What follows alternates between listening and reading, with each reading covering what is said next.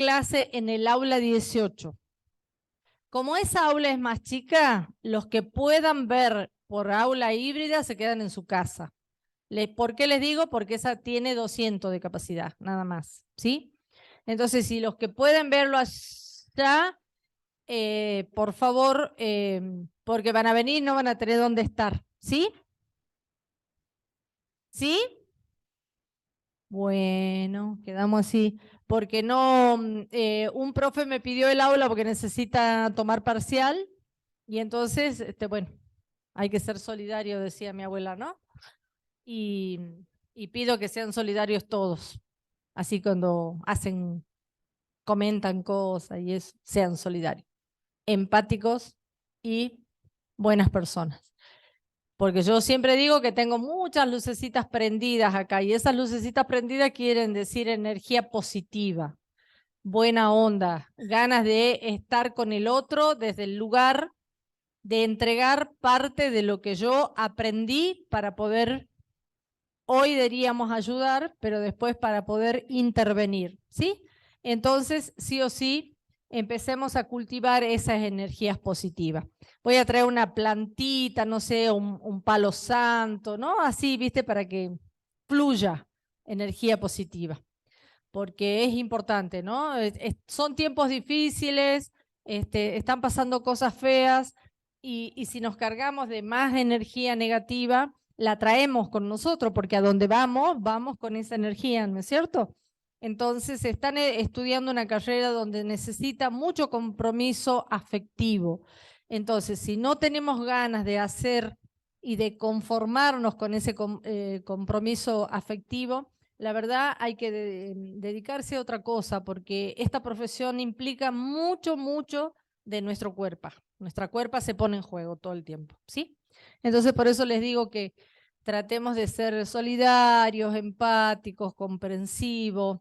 Vayamos trabajando esas habilidades, porque son las que se van a poner en juego el día que ustedes puedan dedicarse a hacer esto, si es lo que les gusta, ¿sí? Si no les gusta esto, como yo digo siempre, patio, pasillo, puerta, calle, ¿sí? Porque cuando uno siente que no podemos con esto, hay que tomar decisiones, ¿sí? Y ustedes saben que las decisiones son importantes tomarlas en la vida, ¿no? Y cada acto de nuestra vida lleva implícito una decisión. Y esas decisiones tienen que ser consensuadas, pensadas, armónicas, saludables para que podamos vivir una vida mejor. Porque nuestros ciudadanos a los que vamos a asistir nos necesitan íntegros, integrales, tratando de ser buenas personas. Y eso se transmite, ¿eh? Eso se transmite. Yo siempre tenía una señora que me visitaba y me decía: señor, a veces no me pasa nada, pero con venir a verla a usted ya estoy feliz. Imagínense eso, qué buena onda, ¿no?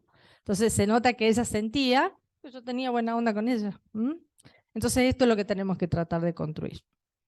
No estoy siendo autorreferencial, pero bueno, no importa, igual.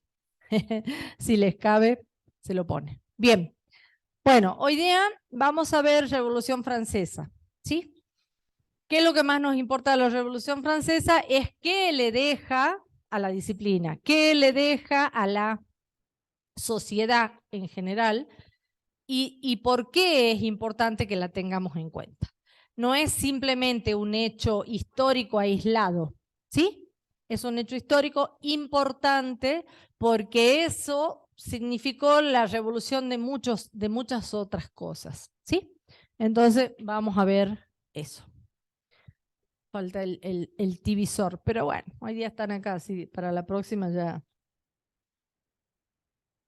Ah, el decano se llevó la otra compu, claro, porque se fue a Salta. Me dejó abandonada.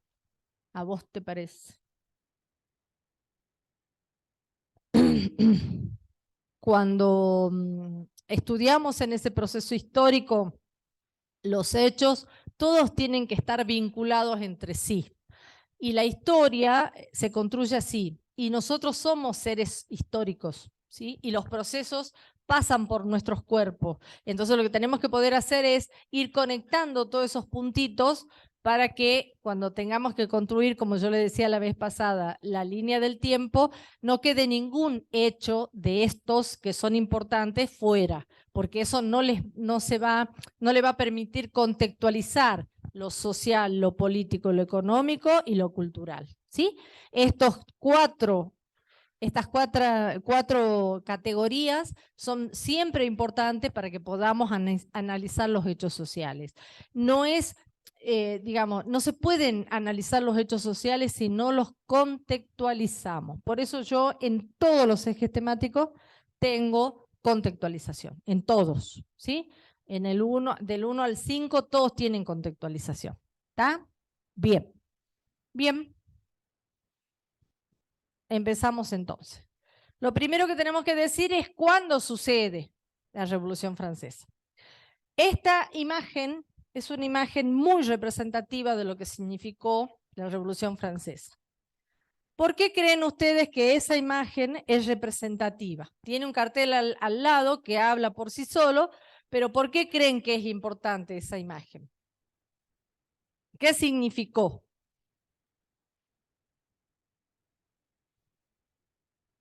No estaban en guerra en ese momento. ¿Qué dijiste? Antes alguien más dijo algo. La libertad, ¿sí? Ahí dice la libertad, ¿no? Pero ¿a qué libertad nos estamos refiriendo? Exactamente, en los ámbitos políticos, pero sobre todo porque ahí hay una mujer de quién. Hay una imagen de quién. Una mujer, ¿sí? Y fíjense, es una mujer vestida no para la época. Por eso este pintor de esa época fue tan importante, porque él pinta justamente la expresión, ¿sí? Sonamos. Tenemos un guau guau por ahí.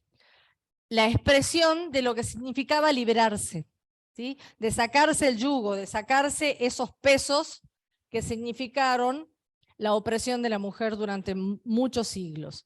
Y que de hecho todavía estamos, ¿no?, en ese proceso, pero justamente por eso es importante que veamos la Revolución Francesa, porque nos da pie a analizar cómo ese fue un momento de inflexión, ¿sí?, de quiebre en la sociedad y en el mundo, para empezar a repensar los derechos de los ciudadanos. Sí. Como les decía entonces, la vamos a ubicar. ¿Es qué siglo? Entre el 17 y el 18, exactamente. Entonces, dice, es un hecho, es uno de los hechos más importantes de la historia que hizo en el mundo.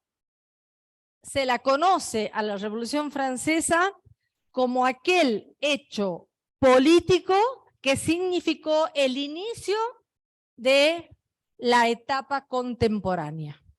De ahí para acá hablamos de contemporaneidad, ¿sí? Sí.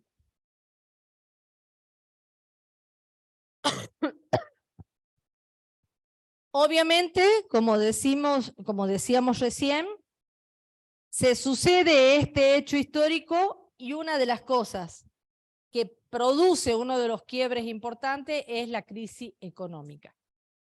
Esa crisis económica significa para Francia una cosa muy importante porque era un país muy rico, pero muy rico para un sector determinado de la sociedad, que vivía con opulencias y con grandes, de hecho, las obras de arte, la vestimenta, digamos, las cosas, todo el arte y todo lo que tiene que ver con esas cosas que hacen a la opulencia de un pueblo, justamente van a pertenecer en su momento a Francia. Entonces, por eso es que inclusive las obras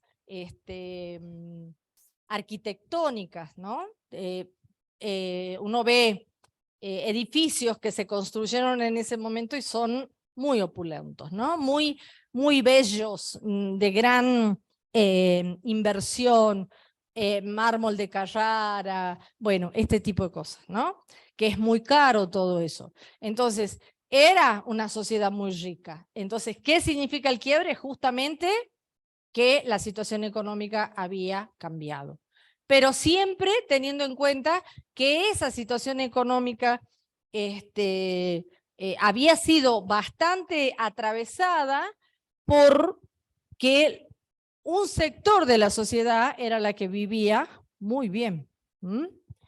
Pero acá había habido, de alguna manera, una sociedad que medianamente tenía necesidades satisfechas.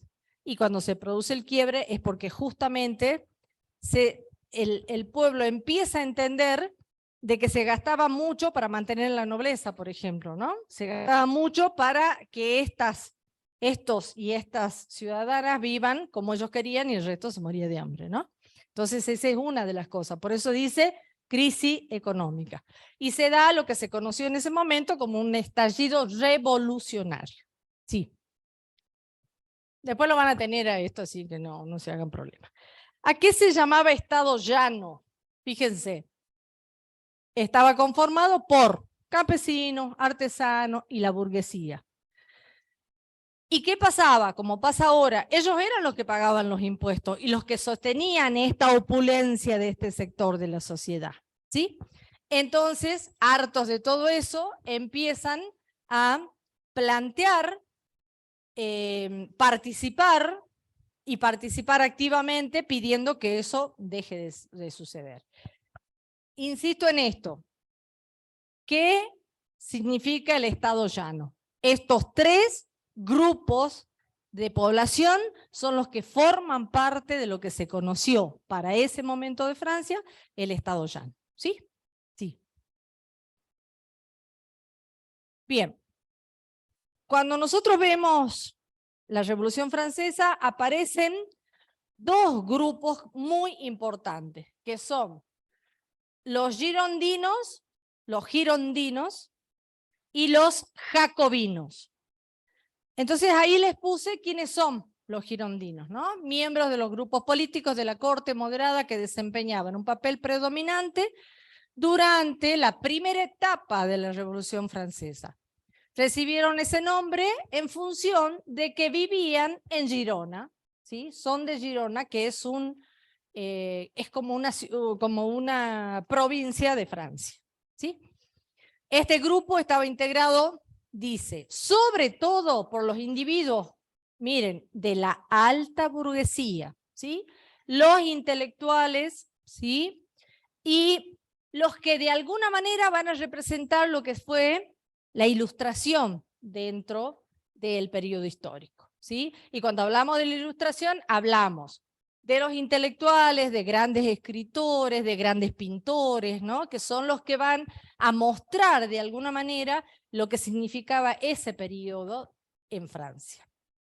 Y a la vez dice que todos tenían los ideales de la libertad y la igualdad como principio para este primer periodo, porque la Revolución Francesa se divide en tres momentos, que ahora lo vamos a ver. Sí.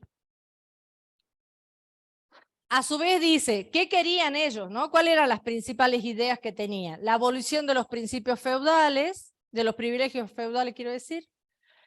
Después lo leen ustedes. El sistema de gobierno debía continuar siendo monarquía, porque seguían pensando en ese sostenimiento de estos grupos privilegiados.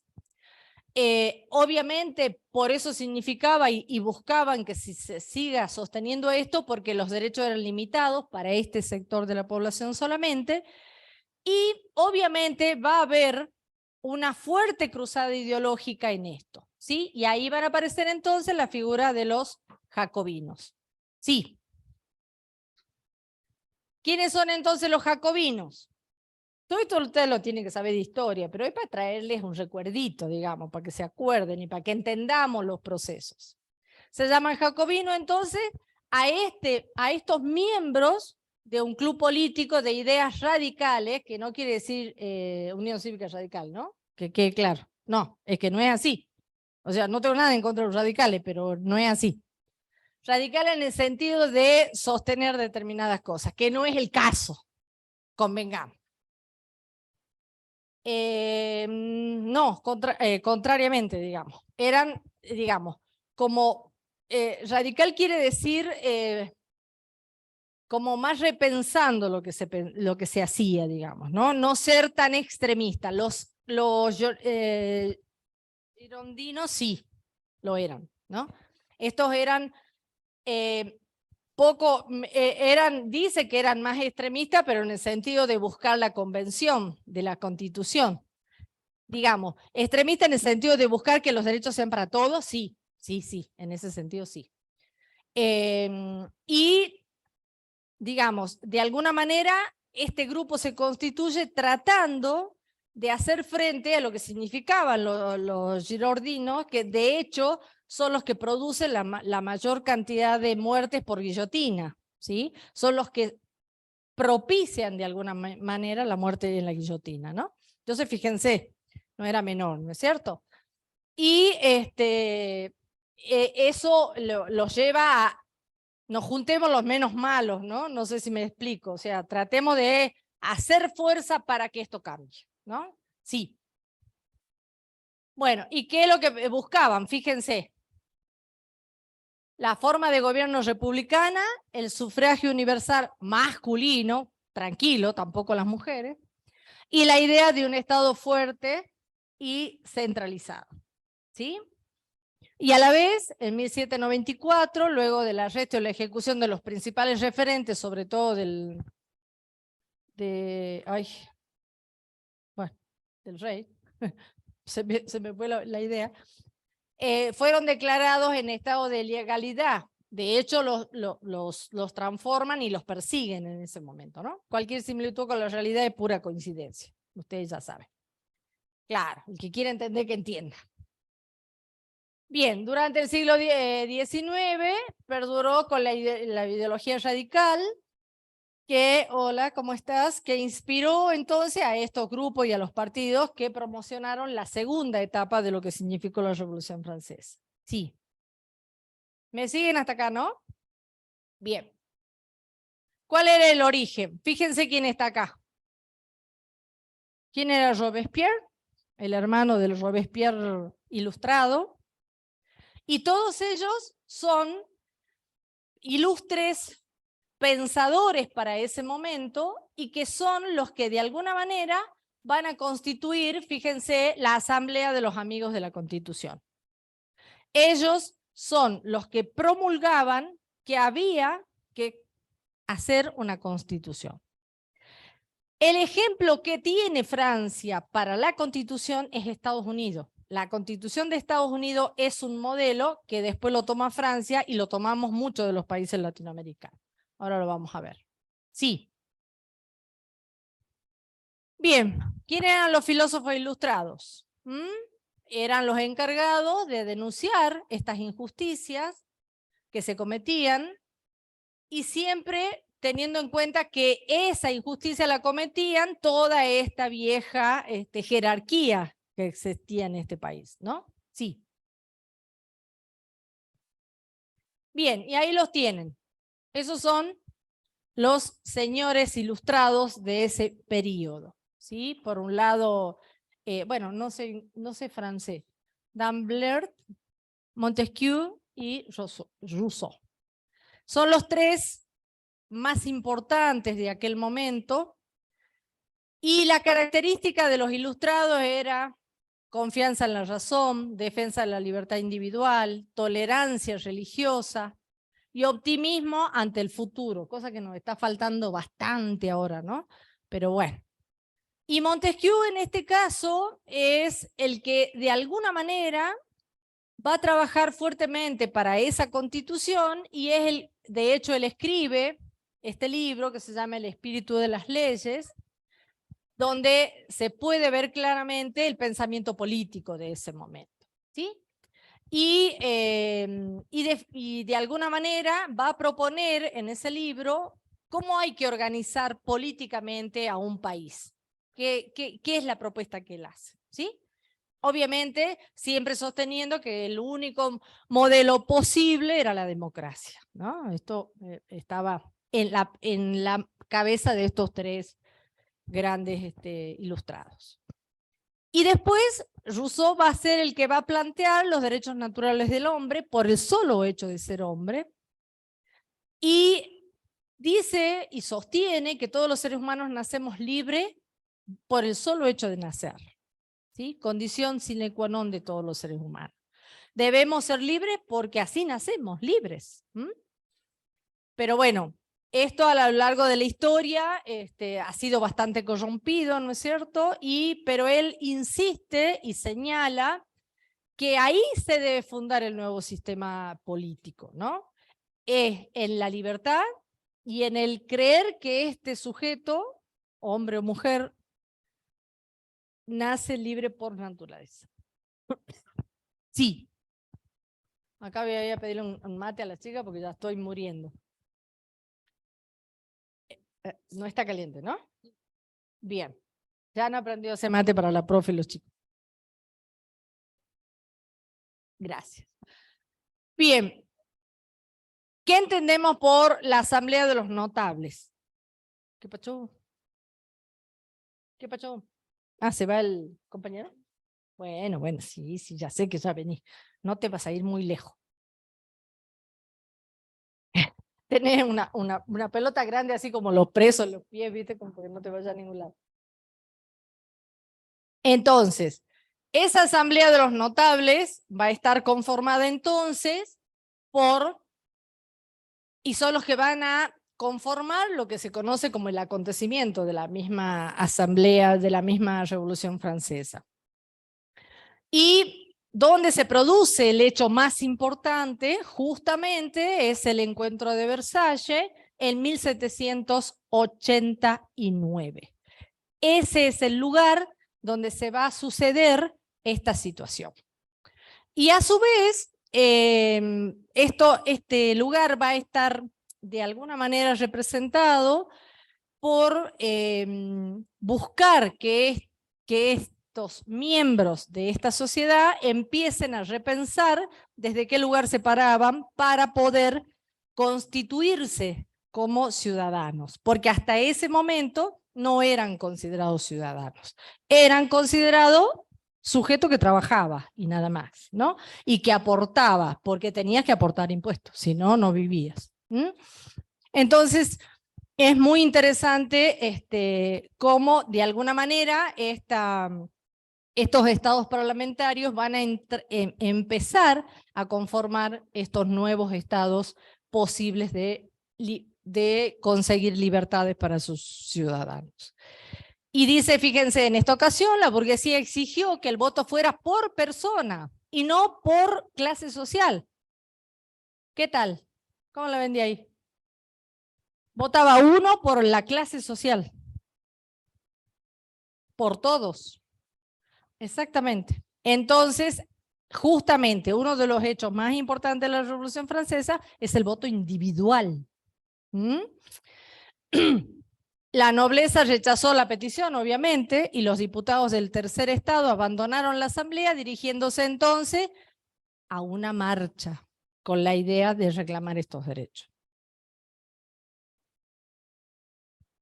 ¿Qué significó la Asamblea General Nacional Constituyente?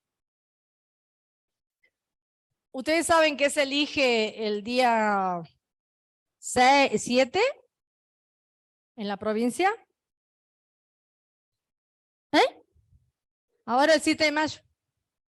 Gobernador, concejal, intendente, constituyente. ¿Sí? Acá surge esa posibilidad. ¿Qué quiere decir ser constituyente? Sí. ¿Qué? Escucho. Ahí dice, pero yo estoy preguntándole a ustedes, ¿qué significa ser constituyente? Para Jujuy, ¿qué significaría? ¿Hacer qué cosa? ¿Tenemos constitución en Jujuy? Ajá. ¿Y entonces? ¿Para qué vamos a elegir los constituyentes si ya tenemos constitución? Interviene. Sí, ¿de qué modo?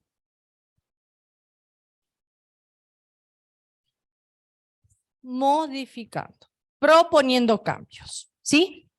¿Y ustedes saben de cuándo es nuestra constitución? ¿Eh?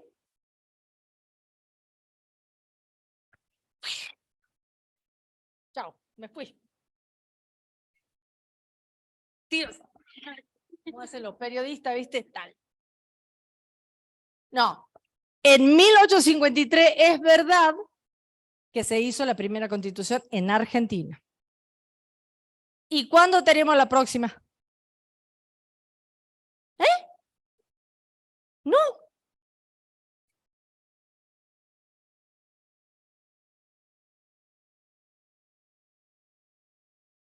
86 es la constitución jujeña. ¿Y en la Argentina? Me voy a ir, de verdad. Ustedes tienen que haber estudiado en el secundario, Ah, 1800, me muero. Peor todavía. Exactamente. Ellos tienen que contar. ¿Cuál es la constitución argentina? ¿En qué fecha se modifica?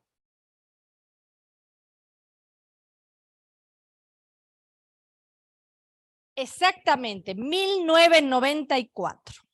Pero acá hay una cuestión que es bien importante que ustedes sepan, y que por haber volteado un gobierno peronista, se dio de baja la constitución ¿de qué año?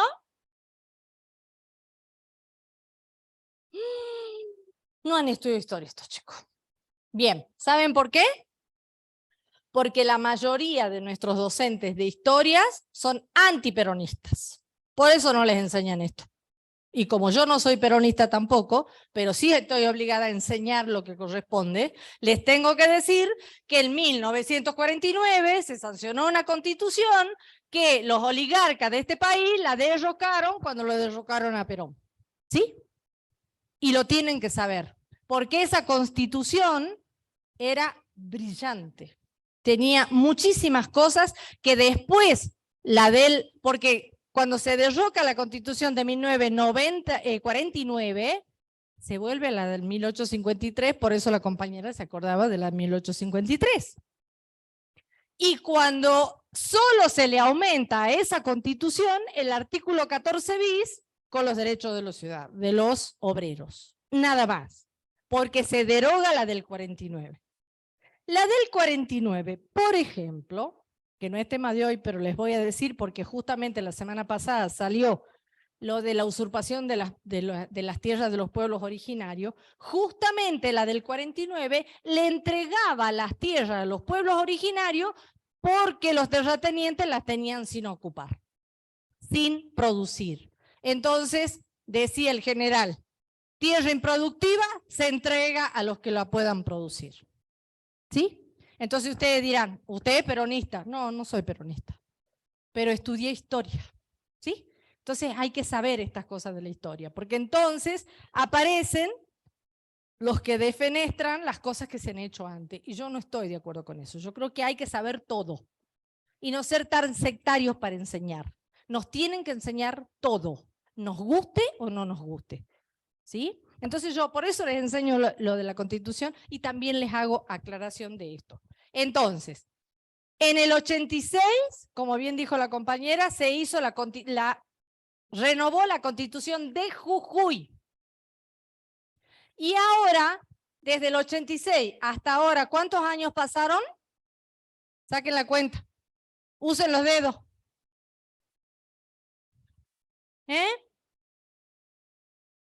¿Cuánto? 40 y algo. ¿Cuál será el algo, no? Puede ser 49.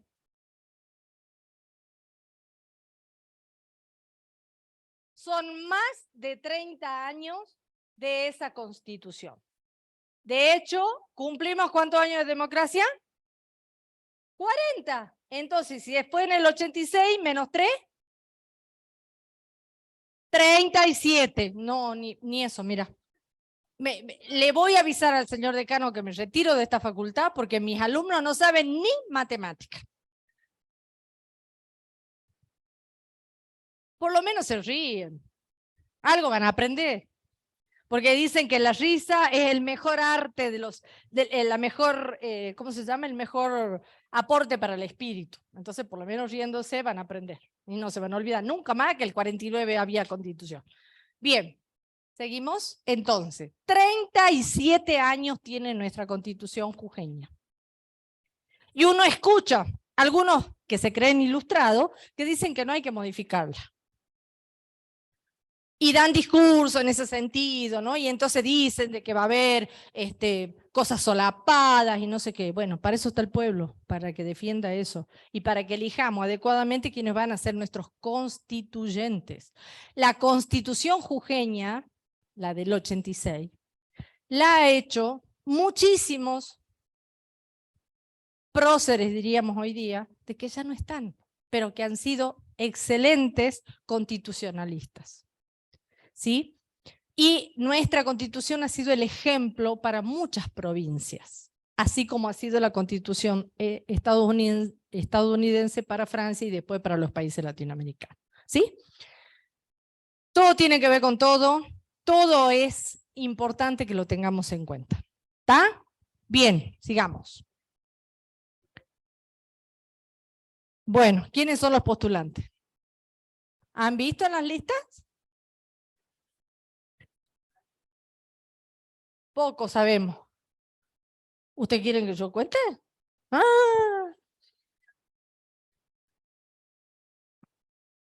¿A quién votamos? Entonces después van a ir a decirle al decano o a las agrupaciones que yo les dije a quién tienen que votar. Entonces salen estos estúpidos por televisión diciendo que la universidad para lo único que sirve es para adoctrinar. Ustedes disculpen, ¿no? Pero así dicen los pasillos de esta facultad. Ah, vienen a la facultad para que todos sean zurdos y no sé qué. ¿Ustedes son zurdos? ¿Algún zurdo hay acá? ¿Cómo que no? ¿Alguien que escribe con la izquierda? ¿Algún zurdo? A ver, levante la mano. ¿Quién escribe con la izquierda? Bueno, de hecho nos han enseñado y ella debe tener conciencia de eso, ¿no? La pobre se tiene que sentar en un escritorio que sea para zurdos. Hay bancos para zurdos acá, en esta facultad. Hay. Los tienen que dejárselo para ella porque ella no puede escribir así. ¿Mm? Bien, a esos zurdos son a los que me refiero, no a los otros. De los otros que hablen lo que tengan que hablar.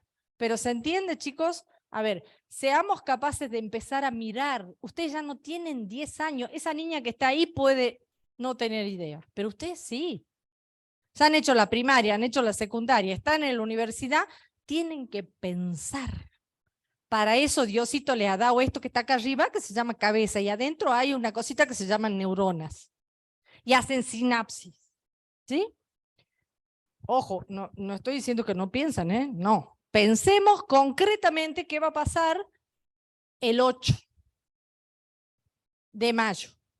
Ya tenemos elegido el gobernador, los intendentes y los constituyentes. Entonces pensemos qué vamos a hacer con nuestro voto. Nuestro voto tiene valor, no precio, ojo, valor. Entonces, hay que votar con conciencia, ¿sí? Y entre los constituyentes que hay, por lo menos el que más se está mostrando es el señor gobernador. Parcial, y sí para la reelección, ¿no? Me imagino, no sé, no estoy muy empapada en qué propuestas han hecho ellos, pero hay que empezar a mirar cuáles son las propuestas que hacen. Yo de todas maneras estoy convencida que nuestra Constitución sí necesita una renovación porque, por ejemplo, por darles un ejemplo, siguen existiendo las detenciones de las prostitutas, ¿sí? Por ejemplo. Ustedes dirán, no, bueno, no está bien, no importa, chicos, pero estamos sin derechos en ese sentido. Seguimos trabajando con la ley de la época de la dictadura, donde las levantan de donde las encuentran, aun cuando no, pónganle que ya los policías, viste, que son chicos ávidos, ¿no? Para estas cosas y las conocen, porque debe ser que usan de su servicio, ¿no? Claro. Convengamos. No, seguro, ni ninguna santa. Y entonces, ¿qué es lo que digo yo? Si seguimos teniendo una ley que sigue sosteniendo la detención de las personas que parecen distintas a nosotros, estamos en el horno, ¿eh? O sea, ¿de qué derecho estamos hablando? Entonces, ¿para qué estamos estudiando la Constitución de la Revolución Francesa si no tenemos, si ya hace tanto tiempo se empezó a pensar en los derechos de los ciudadanos y del hombre, como dice la Constitución de ese momento, y hoy seguimos pensando que hay que detener al que no se parece a mí? Estamos complicados. Entonces, pensemos seriamente qué hacemos el domingo que viene. De verdad les digo. Pensemos cuáles son nuestros derechos, cuáles son nuestros recursos naturales, quién dispone de esos recursos naturales. Bueno, como eso hay que incorporar en la Constitución, ¿sí? También el matrimonio igualitario, también las nuevas leyes del Código Civil, o sea, toda la modificación del Código Civil, donde los hijos todos son hijos y ya no existe el hijo natural y el hijo no natural. O sea, fíjense todas las cosas de las que nosotros como trabajadores sociales vamos a tener que trabajar después. Entonces no es menor que nos pongamos de acuerdo en qué vamos a votar. ¿Se entiende? ¿Sí? Entonces después salgan de acá y le dicen a los chicos de allá afuera que yo los adoctrino. ¿Saben? Bien. ¿Sí?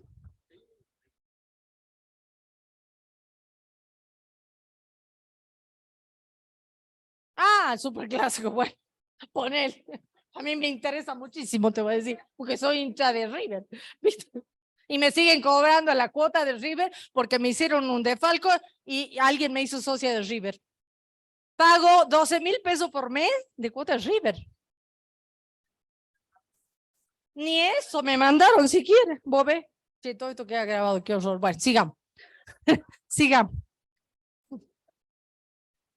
La vez pasada, sin querer, una sobrina mía entra a mis clases. No, ay, tía, qué bella que son tus clases. Si escucha la de hoy, se va a querer morir. Bueno, no importa. La que sigue, por favor.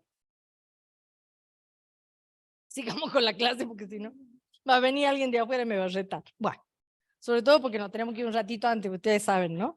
Porque viste que entra la otra profe y son -4. Sigamos por lo menos algunas cositas más. Bueno, ahí están los tres momentos, falta uno, de la Revolución Francesa. Etapa de la Revolución Francesa, o dos en realidad.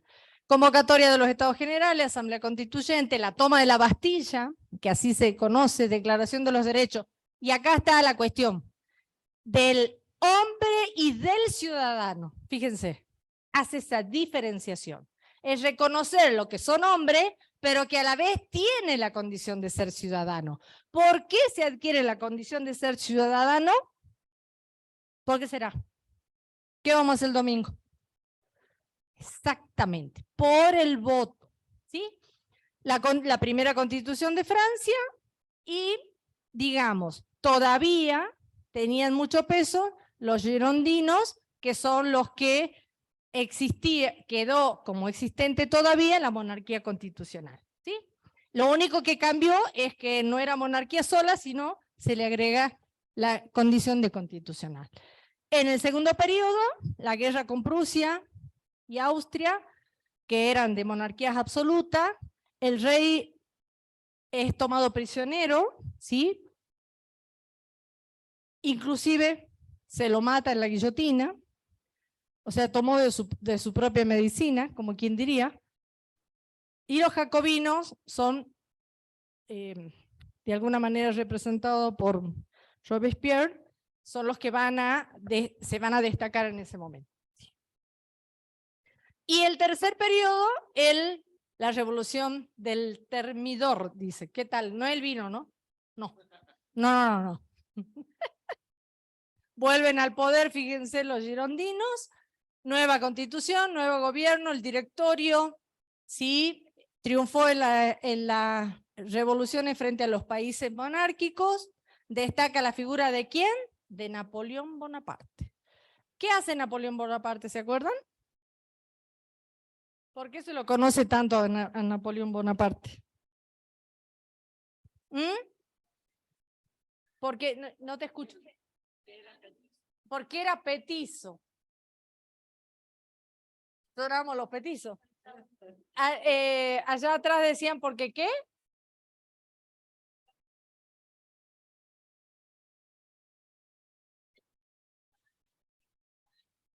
Claro, o sea, avanza sobre muchos países de Europa, ¿sí? Incluida Rusia, ¿no? Prusia es Rusia. Y tienen varias colonias en distintos lugares del mundo, entre ellos América, sí. Prusia, claro. Era casi toda Rusia, parte de Eslovenia, bueno, todos estos países, ¿no? Son países chiquititos.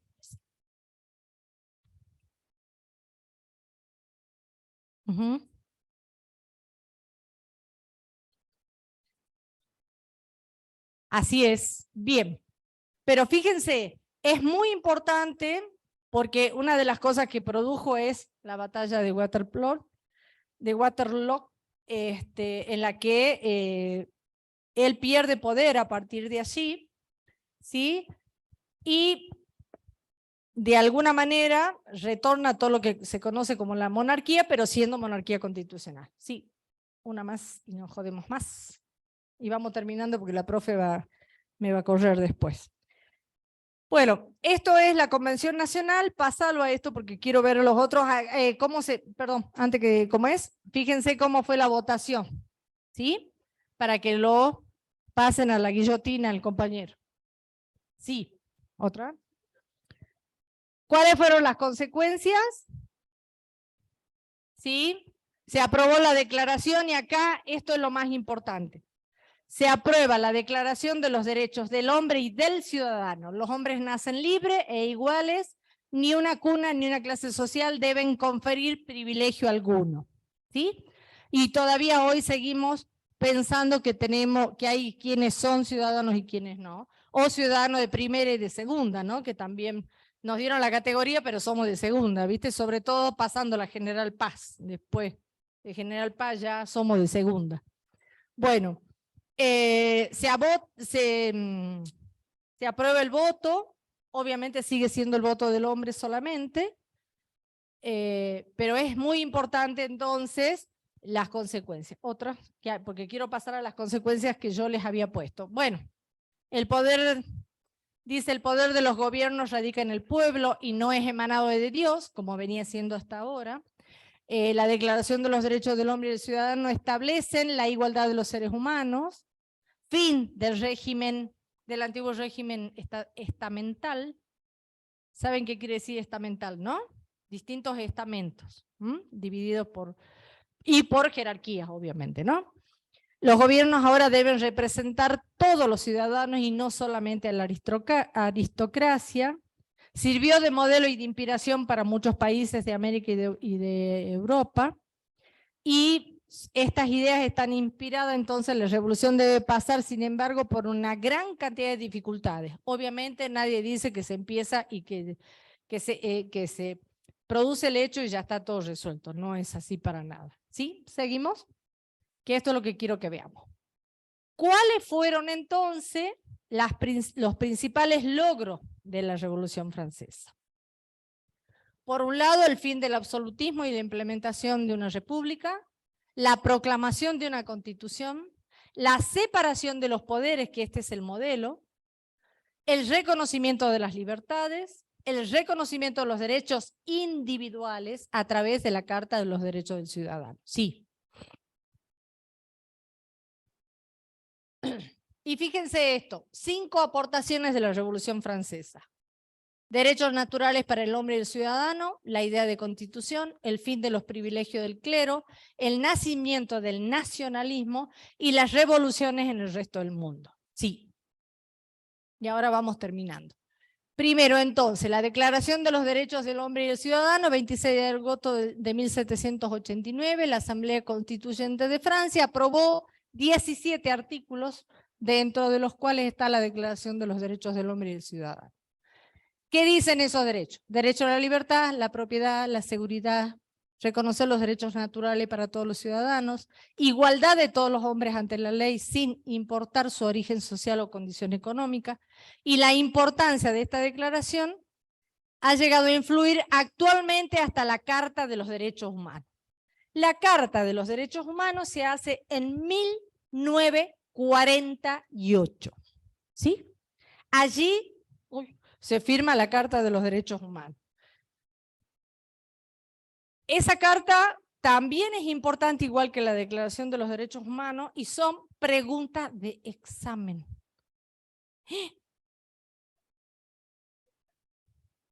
En esa Carta de los Derechos Humanos se ponen cuáles son los derechos que tienen los ciudadanos en el mundo, porque en esa carta firmaron muchas organizaciones mundiales, ¿sí?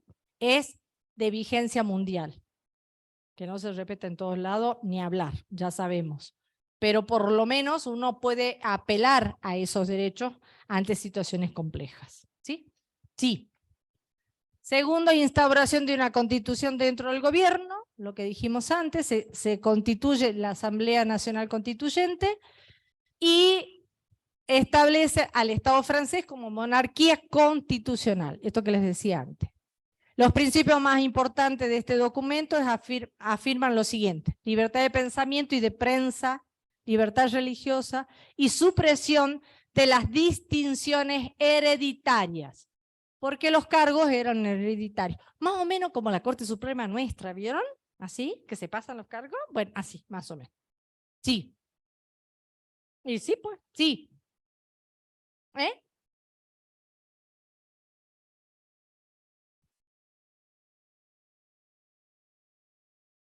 Bueno, eso es terrorífico, ¿no?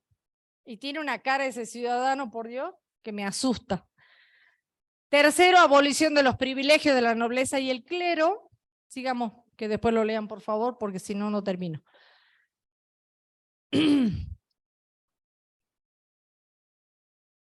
Y revolución en América Latina y en Europa. Esto es lo que me interesa que tengamos en cuenta. A partir de la Revolución Francesa, se suceden en distintos países del mundo, y nos interesa particularmente la de los países latinoamericanos, empiezan a sucederse varias revoluciones en los países latinoamericanos. Revolución de Mayo, fecha, es consecuencia de esto. Varios de los miembros que conforman la Revolución de Mayo viajan a Francia y traen las ideas revolucionarias a América Latina y a Argentina específicamente, ¿no? Simón Bolívar, bueno, Belgrano, todos estos ciudadanos. Entonces, y se sucede un hecho muy importante como es la Revolución Rusa, que ya es en 1917, ¿sí? Pero en 1800 se suceden varias. Haití, por ejemplo, bueno, hay varias revoluciones en varios países latinoamericanos.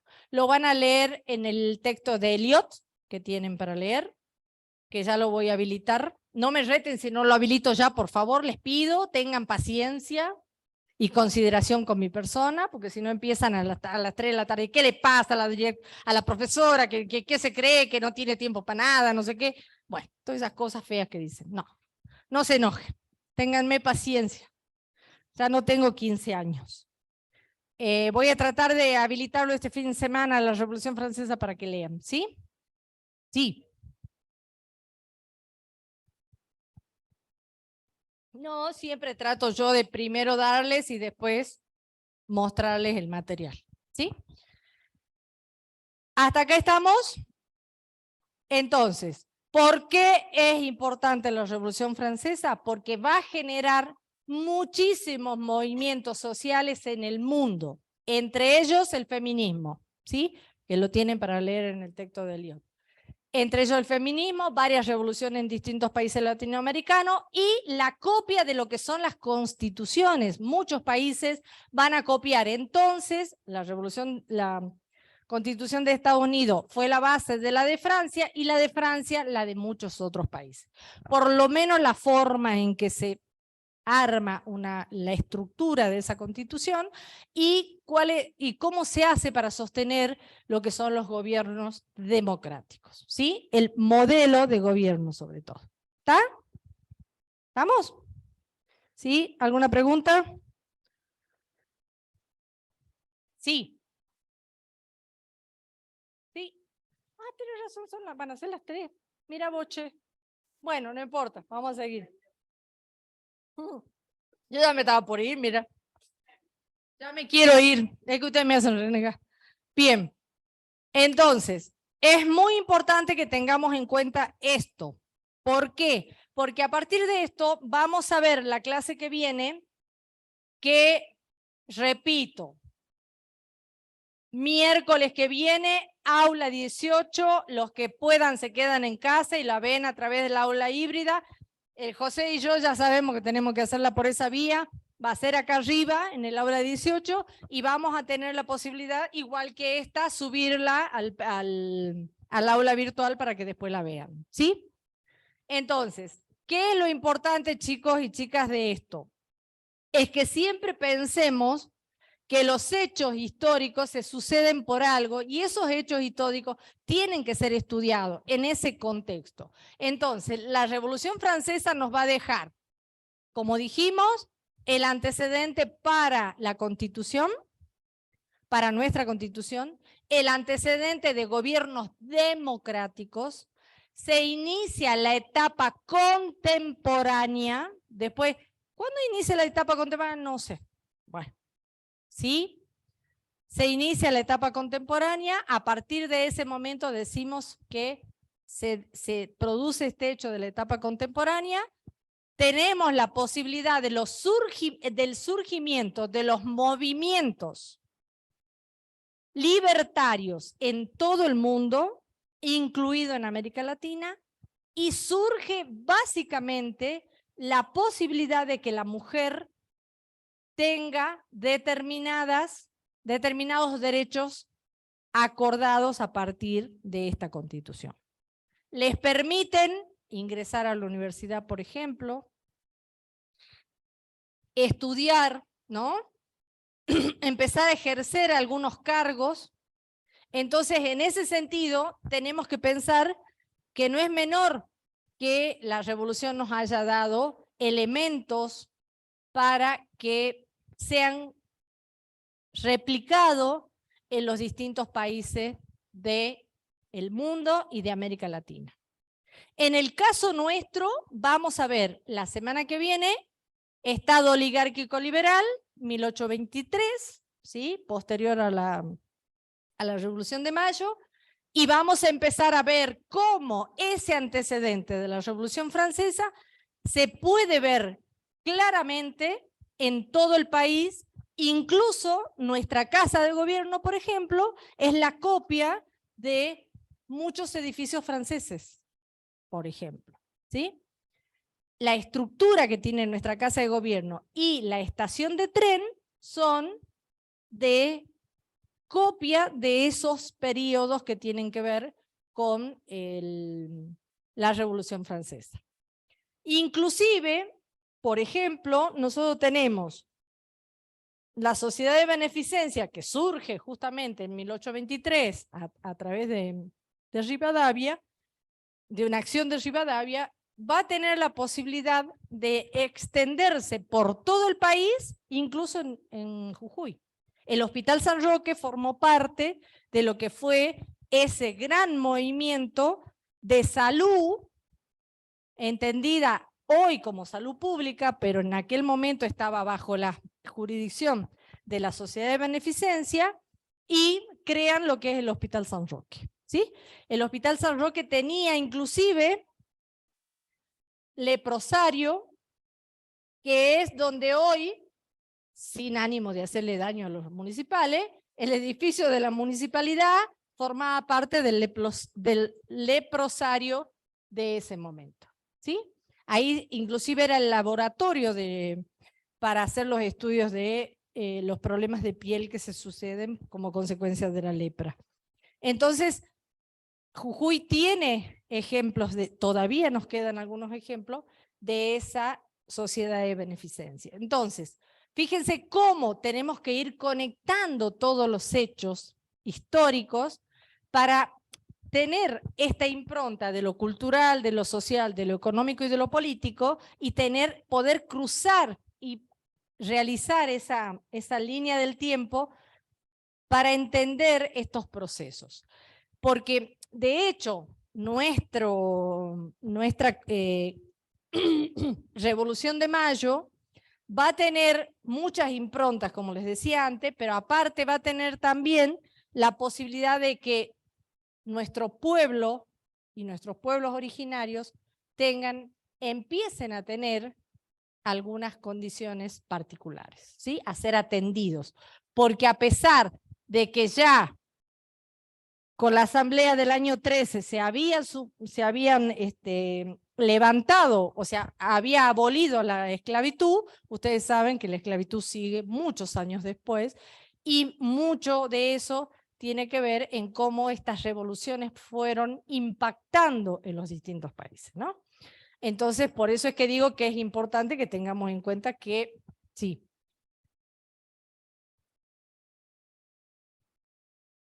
¿De quién?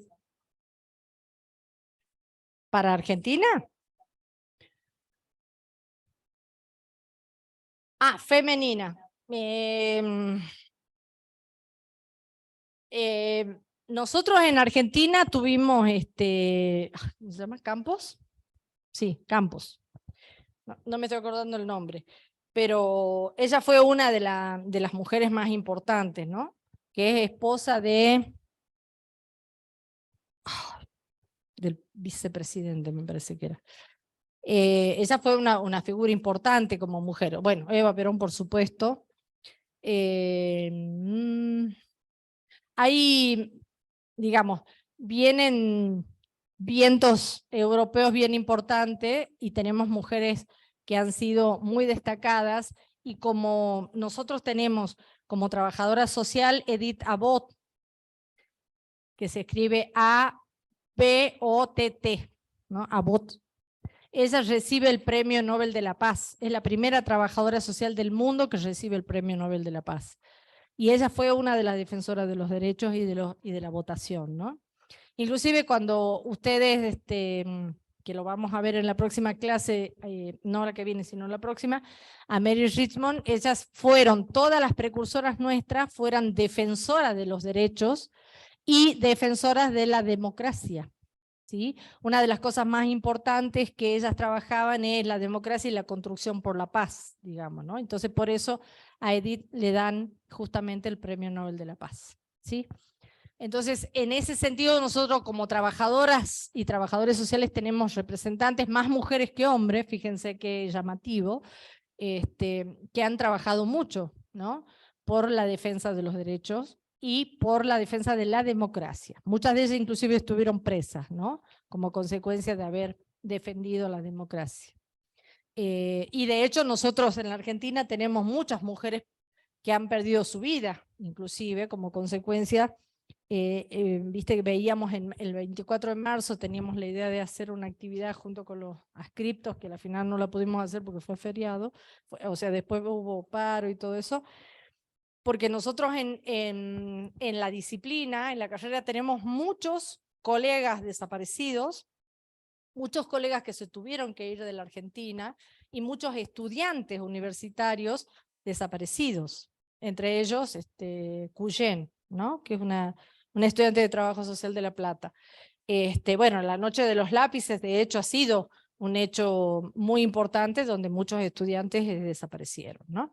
Entonces es como tener memoria de esos hechos, porque son hechos que nos ayudan a reflexionar para esta bendito eslogan muy importante que es el nunca más, ¿no? Nunca más los milicos, nunca más la represión, nunca más la falta de paz, nunca más, ¿no? Todas estas cuestiones que sí tenemos que seguir construyendo juntos, porque de lo contrario, si nosotros no defendemos nuestros derechos, mal podemos pedir que después decir que vamos a defender los derechos de los otros, ¿no es cierto? Entonces hay que ir informándose, hay que formarse para poder defenderlo. Pero para eso hay que estudiar, poner esta partecita así en la silla y leer, ¿sí? Eso es lo más importante.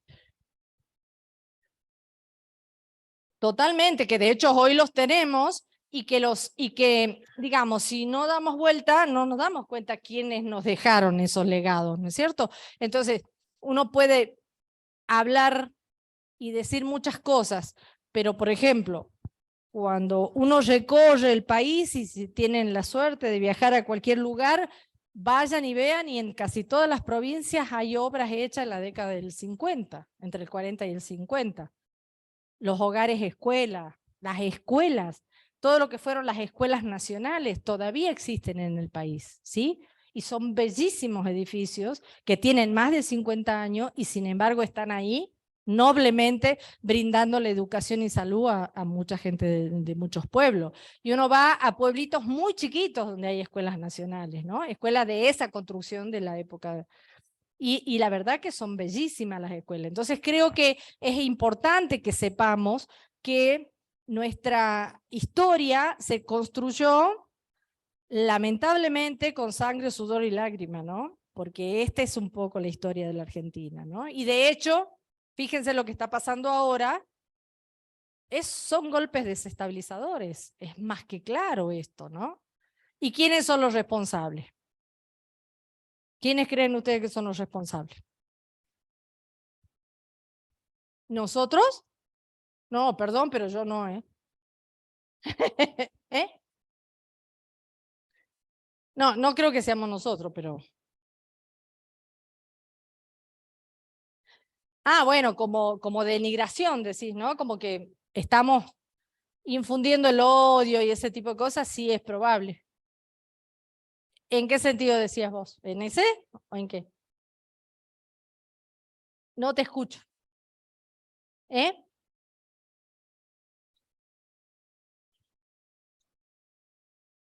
Sí, pero bueno, yo lo que creo es que esto que decía al principio, ¿no? Tratemos de construir la paz desde la paz misma, porque si que decimos que defendemos la paz y salimos a pelear, bueno, y salimos a agredir, no estaríamos defendiendo la paz, ¿no? Pero bueno, vuelvo a la pregunta, ¿no? ¿Quiénes creen ustedes que son los que producen la desestabilización en los países? ¿Qué ponen en el chat? A ver. Los del poder, los representantes del país. Ujú. Eso pusieron en el chat. Miren los chicos, qué rápido ellos, ¿eh?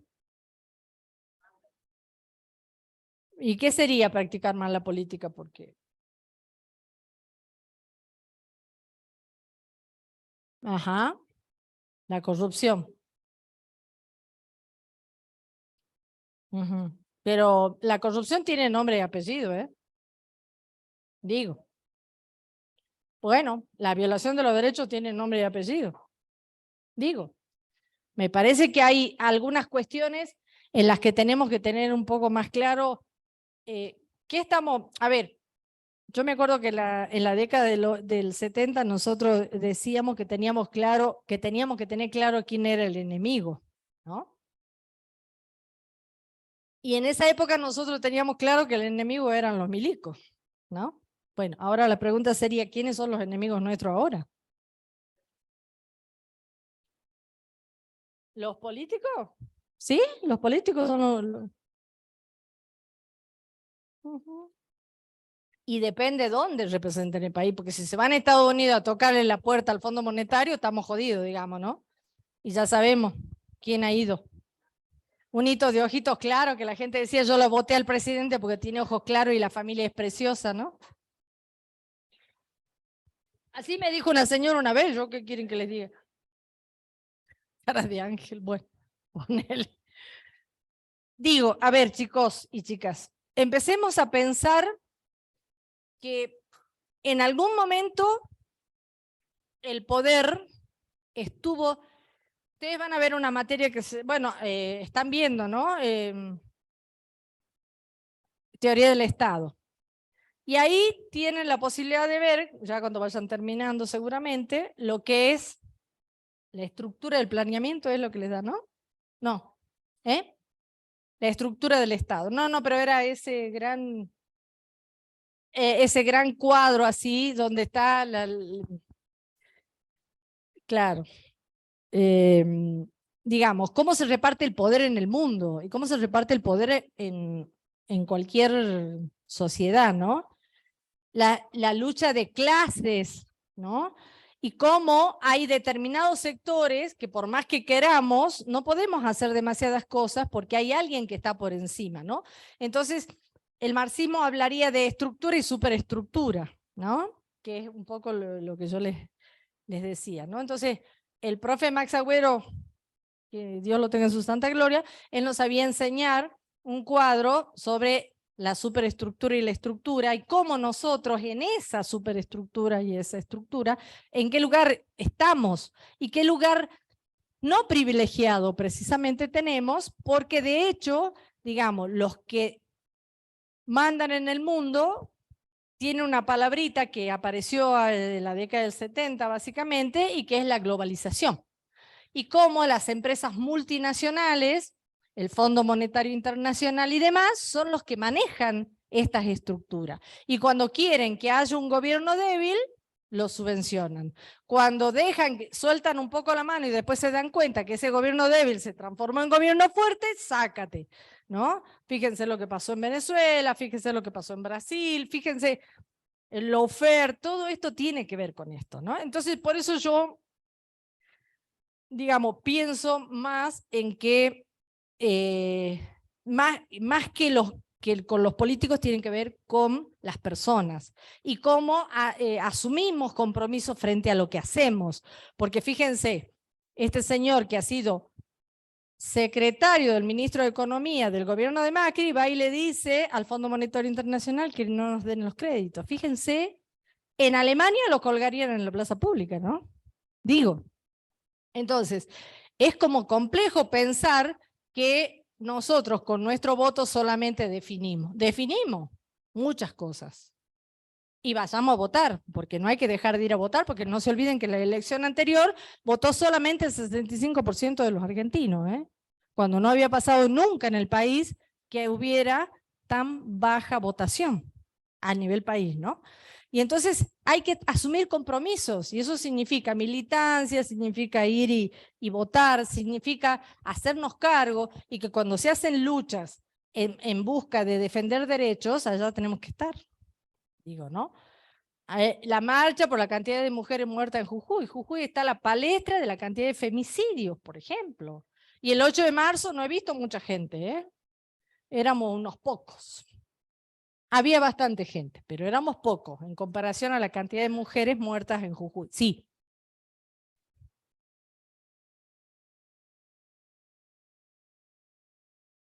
A partir del 52 recién. Obvio.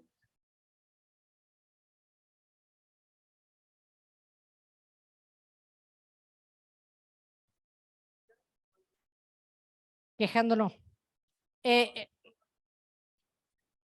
El derecho que se nos asiste, ¿no? Sí. Y por supuesto. Y por supuesto. Por eso digo, hay que, digamos, trabajar mucho la conciencia del pueblo para que asuma los compromisos que corresponden. Hay que ir a votar. Pero hay que votar con conciencia, ¿sí? Yo he sido presidente de mesa una vez y voto por Dios, por la patria y por la iglesia. Un papelito dentro del voto. Yo dije, bueno. Entonces digo, ¿no? Hay que asumir compromiso, ¿no? Y los otros días una señora me decía, bueno, pero profe, lo que pasa es que ahora ¿qué vamos a hacer? Vamos a votar por el menos peor, me decía, ¿no? Entonces le digo, bueno, no estaría siendo bueno. No estaría siendo bueno, digamos, ¿no? Que votemos por el menos peor, digamos. Pero también hay que asumir militancia. Porque esta es la otra cosa que yo siempre digo, que los estudiantes de trabajo social tienen que militar. Y no decir, no, a mí la política no me interesa. Bueno, dedíquense a estudiar otra cosa, ¿eh? No es esto para ustedes entonces.